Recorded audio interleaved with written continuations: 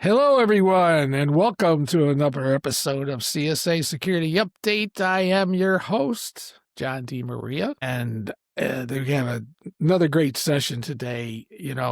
AI has been on the rise, probably faster than anything I've ever experienced in all my years in cybersecurity. The rise of AI really mirrors the early days of cloud. When cloud was first brought in, fast transformation filled with both promise and, of course, risk.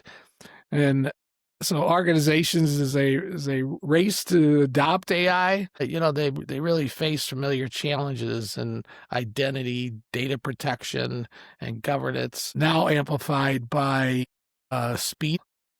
It's growing exponentially. So while tools like cloud security posture management and AI security posture management help manage risk, true resilience depends on people, how teams communicate, adapt, and lead through change. So we're going to explore a little bit how culture, leadership, and collaboration, not just technology, define the future of secure and intelligent enterprises. So all you out there that are old school, you're going to love this. And I have a great guest with me today, John Earle. He is a multidisciplinary security leader with experience spanning architecture, engineering, incident response. He's worked across all kinds of sectors, including consulting, healthcare, manufacturing, and helping organizations mature their security posture, processes, and resilience. Currently, he manages ALO's infrastructure security team,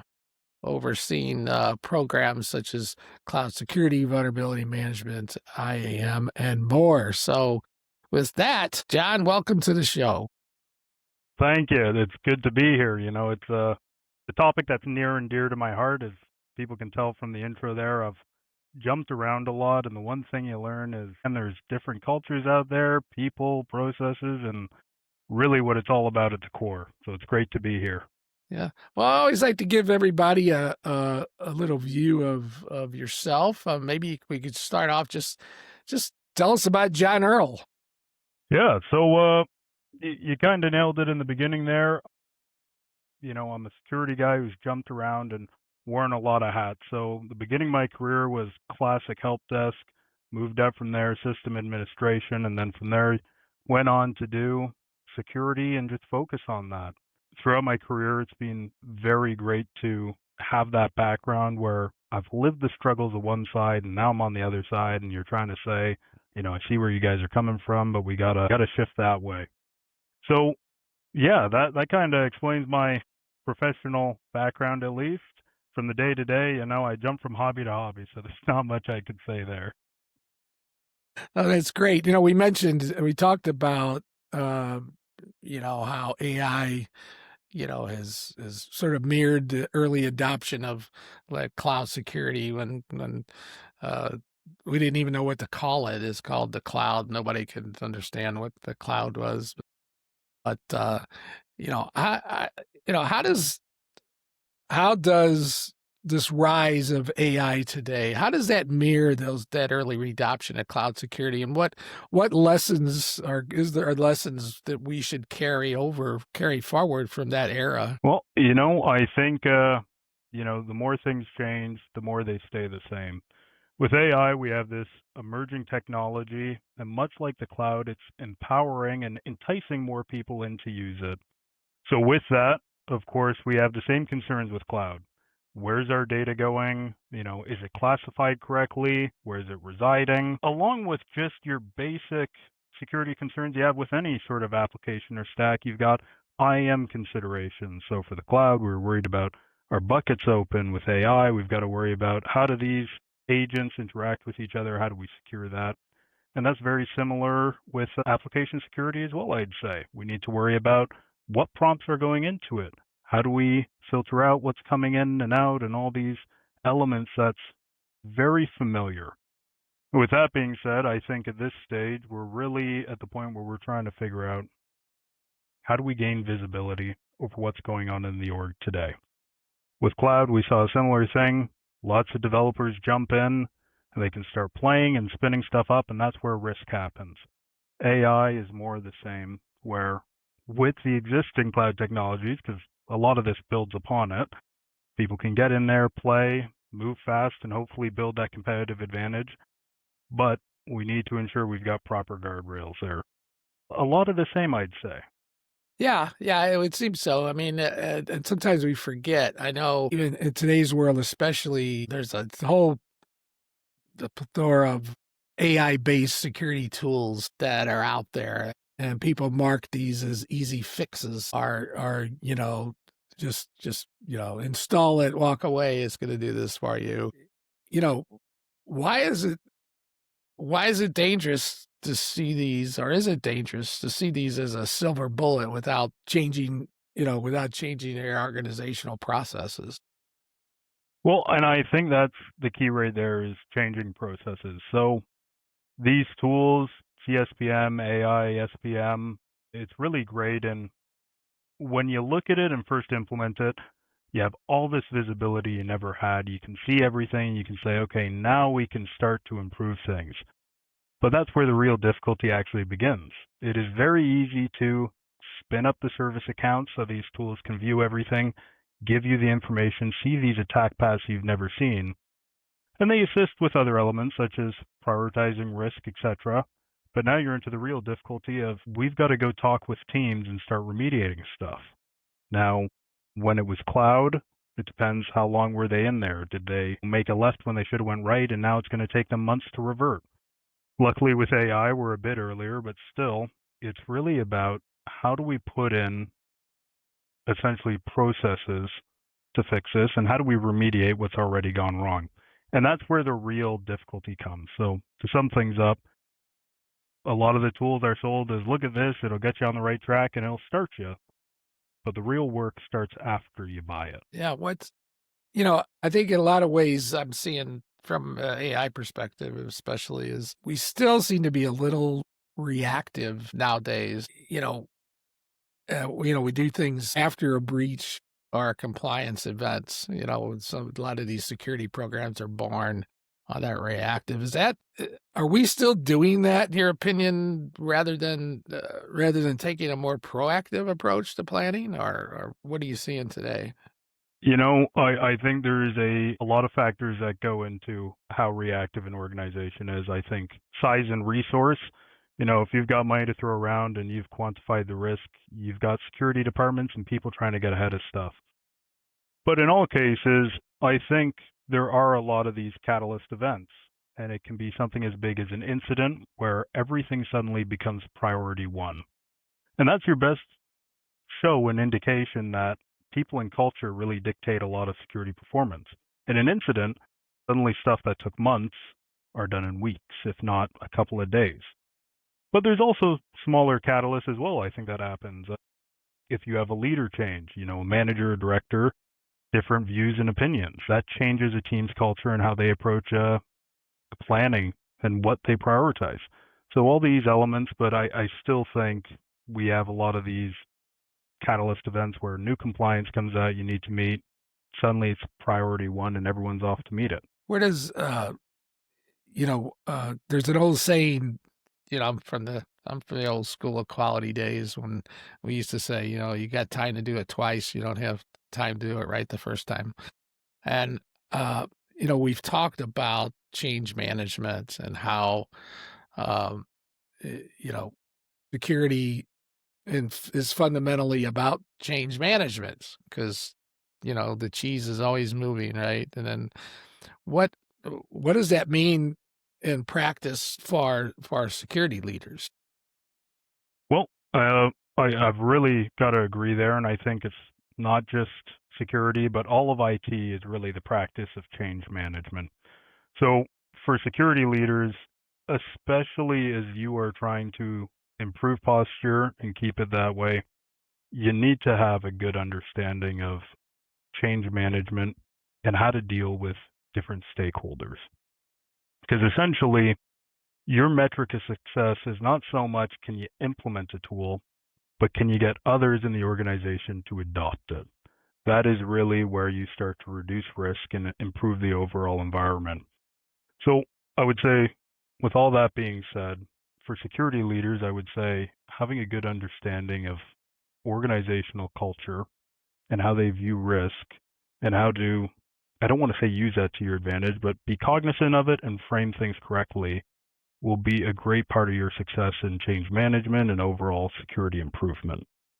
Yeah, I'm glad you touched on culture, because that was the next thing I was thinking about, the culture and even our subcultures within our organizations. And I've always thought, weaving this into the culture of an organization is so important. It becomes what you do every day, not what you do when you have time to do it. How in your experiences, how do you see organizational cultures or even departmental type subcultures? How do you shape the success? How does that cultural approach, how does that shape the success or failure of a security initiative? Appreciating culture is going to be a primary factor in your overall effectiveness. Because if you go against the grain, you're not going to get very far. And I'll kind of give an example. You've got your two classic paradigms of your move fast and break things, and then the slow and steady. And we can all think in our head what type of business is what. When you're in one of those move fast and break things cultures, coming in and pumping the brakes all the time, which needs to be done, but the way you approach it is going to it's going to get people's backs up. You need to be coming with solutions as to why you're doing it, how you're going to help them move quick still, well, maybe slowing things down a bit. But you need to be very cognizant of that culture when you're working with this sort of environment. On the other side, if you're in a very slow and steady, you can't be coming up with huge ideas you're going to implement. Oh, we're going to get this all done next year. You got to play to that culture because, again, that is essentially how it operates. That's what it values. And really, you need to frame your security objectives around that. And in the same way that these big organizations have overall cultures, you'll find subcultures in teams. You'll have teams that they won't even talk to you without a ticket. Other ones, they're glad to hang out and listen to you and brainstorm. Oh, what if we did this and that? Some people very top down. I need to hear it from a director. It needs to come from there. Everything else out of my scope. Other people, they're like, why don't we see what we can do, and then we'll push this upwards. And being cognizant of these different groups again is going to be how you're successful, because you need to work with other individuals and essentially build allies. Because the one downside about security is, especially in larger organizations, you don't actually own anything. Yeah, You help yeah, manage the risk, but it's not yours. So you need allies. yeah, and yeah, obviously, people people are part of that culture. Different personalities. I know just myself. It's when there's everybody in the organization is not necessarily a security expert. And when we talk about things like, I know myself, when I use the word nonconformity, there's some people that, aren't necessarily tied to our world that take that very personally. They act like, it's like it's a personal attack, nonconformity. And I'm always like, well, it's really opportunity to improve. It's the nomenclature we use, but it's really about improving the organization. How important is it for security leaders specifically to really understand those individual traits when building and trying to get buy-in for these initiatives? 100%. And like how teams have cultures, the teams are made up of individuals with drastically different personalities. I would say, and what I like to do is you want to have a framework. Now, we've all met people who are similar in different workplaces. As individuals, we all like to think we're very different. But I think using a framework, we can really start to put people in buckets. So, what I like is Big Five, which is broken down into a couple areas, and it's really used to describe personalities, not so much predict how they'll act. But you have openness to experience. These are individuals, when you have high openness to experience, they're down for anything new. You're like, you know what, I was thinking we go, why don't we test this new tool, see if it works in your environment? They're like, great, let's see. On the other side, low openness to experience, very rigid. They're, no, we like things the way they are. Something you need to watch out for, but they have their own place in the organization. All of these traits are good in their own in their own way. They have different specialties. Conscientiousness. This one, you're prepared. Everything is neat and tidy. On the other end, a bit chaotic, but good in chaos. Again, great people in incident response, but you need detailed folks to make sure stuff gets done on time. Neuroticism is another one. So high neuroticism, very prone to negative emotions, very anxious. And I would say these are individuals that get stressed out carrying a piece of paper across the street. We've all met them. Again, great if they're checking alerts. There's a place for all these personality traits. There's also agreeableness. And that is, if you're highly agreeable, these are kind of your yes men. They're great with folks, very personable. And you'd say, oh, you want everybody like that. But in security, I'd almost argue you need people who are okay disagreeing and with confrontation. So again, pros and cons. And I believe there's one we're missing here, extroversion. Everybody knows extrovert versus introvert. Extroverts, great salesmen, for example. So it's you can use whichever framework you like, but it's great to kind of have something and say, okay, these are kind of how people's personalities can be described and apply them to, who do I want to go brainstorm something new with? Because you don't want to go to somebody with low openness to experience. You're going to stress them out. They're going to shut you down, or you need to approach them in a different way. So it's just framework thinking with personalities. Yeah, and I think, building champions, there should be, and maybe give us some insight, what are some effective ways of identifying and empowering some early allies or champions for security programs across an organization? You always build sort of that team of evangelists and people who and it really helps drive the organization in the right direction when they can see a team of champions being built like that. What's the best way to start that across the organization? Well, I would say you've probably got some out there and don't realize it yet. I think in almost every organization, you've got a few select folk who are, hey, I noticed this, and they're kind of your watchdogs. You want to recognize that very quickly and, keep those people informed. They already have it on their minds, so you need to empower them. Going back to items like the Big Five, find your extroverts, people that will go and sing the praise, see if they're interested. Openness to experience, very easy folks to work with. If you say, hey, why don't we try this out, they're game. So that is a great place to start. But with that being said, you don't just want the easiest folks, you also need your biggest critics. So your low agreeableness, you need people who will come in and look at what you're doing and say, you know what, that's not quite right. Because you need people outspoken to keep things real, let's say. Because there's pitfalls you don't know about, and if you surround yourself with people agreeing with you, you're going to run into problems down the line. So I would say these are the big considerations, and really just start with the low-hanging fruit. Who's interested already? Who wants to talk shop? And that's a great place to start. Yeah, and with that, of course, is the challenges of resistance to change, and that's natural. What I've seen you struggle with is this sort of this silent resistance, as they say. They don't want to talk. They don't want to just come out against something because they know it's important to the organization, but they're not really crazy about it either. So they just kind of stagnate, don't do a whole lot, or just do what they're told. For security leaders, it can be kind of tricky. How do you approach these objections with empathy while still moving that program forward? I think all objections, none of them are really malicious. It is either a natural and knee-jerk reaction to change, I don't think that'll work. Or, there's a legitimate concern that just hasn't been voiced. So I would say we can really take from a sales perspective of we need to handle objections like that and get to the root cause.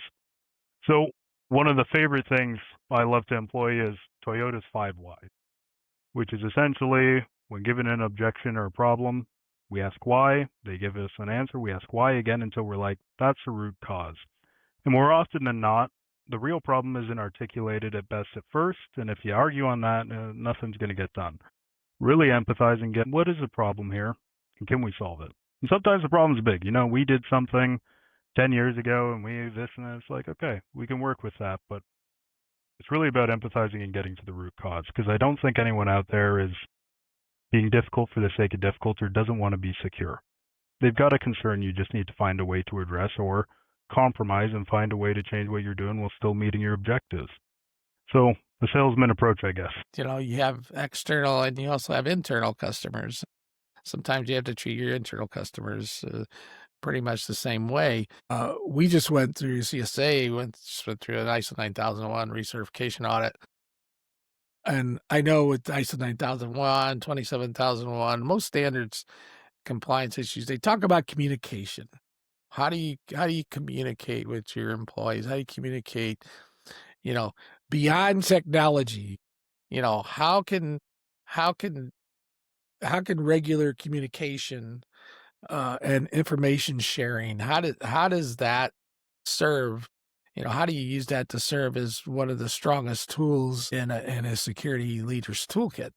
Oh, communication is huge, and I would say not just the communication, but information itself.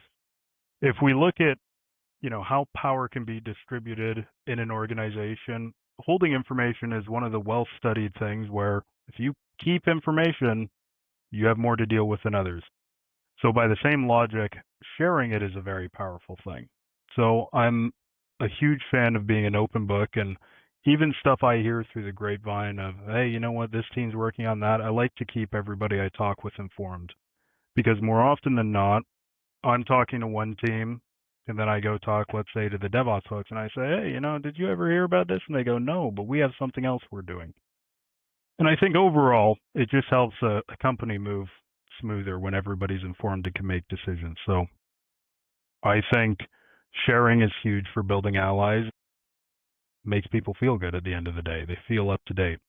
Aside from that, I'd say recurring meetings.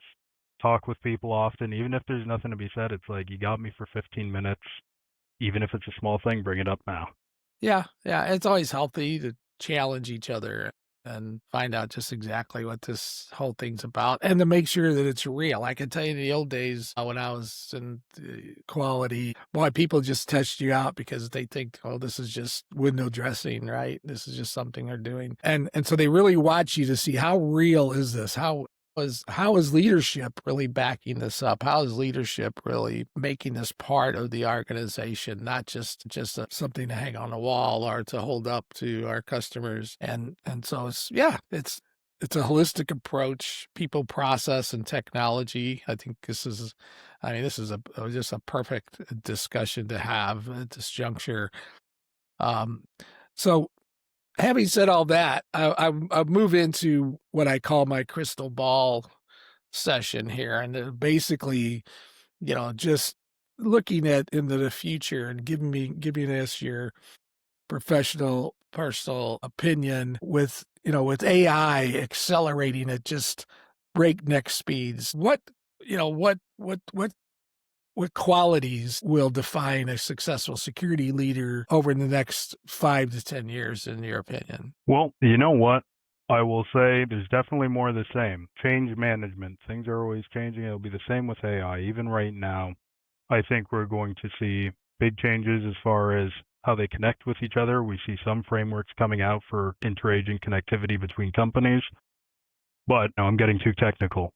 You got to be ready to deal with change and keep up to date. All the stuff you've been told time and time again. As far as on the AI front, I think many security leaders and professionals in IT will need to really take some pages out of data engineers' textbooks. I think the more we understand about how we process data at scale in an enterprise, the better.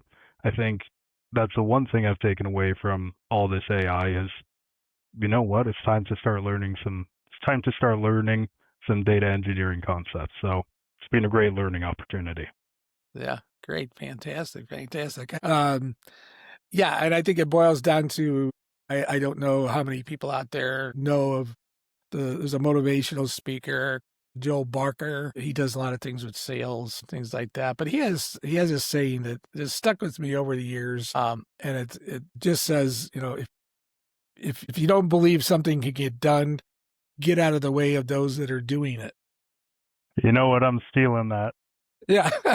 Yeah, I stole it myself a long time ago, but yeah, it's all yours. But I always loved it. It was just a great saying. I've used it so many times and it really has great meanings. But yeah, it is a great discussion. I mean, it just takes a different look, a different dimension to security, and really gets down to the meat that, hey, what we've been doing all these years has not gone away. We have to continue to stay with the basics and get things done, and I think we'll be fine. So I really appreciate you coming on, taking the time out. I know that everybody's so busy these days, and so I really, really appreciate your time, and we'll do it again. Maybe we'll do a sequel and then to see how things are going, a little ways down the road.